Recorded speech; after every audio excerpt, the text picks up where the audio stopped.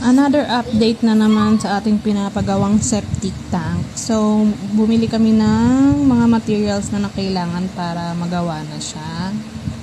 Alam ko almost 11 to 12k din na gastos namin para dito sa materials lang. Ha?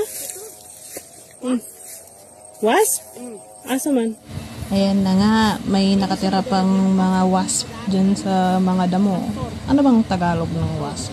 Nakalimutan ko. At na-sting pa nga ng wasp to si kuya.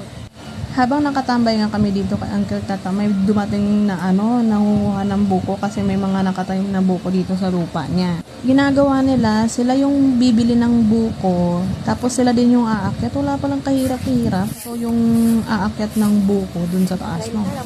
So dito, pinag-uusapan na nila na ipapatraktor na lang yung lupa dito kasi ang hirap isipin mo kung ipapaputol mo lang yung lahat ng dahon dito tapos siya lang mag-isa. Diyos ko Lord, aabutan ka man ng ilang buwan, baka tumubo na yung una naming pinutol kung ganyan lang gagawin. So ipapatraktor na lang yung lupa dito.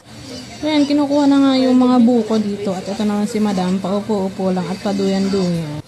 Pinapapunta namin sila Ryan at si Bruno para kumain ng buko kaso ayaw nilang magsipunta kasi tinatamad sila. Sarap ng higop ni Mama sa sabaw, oh.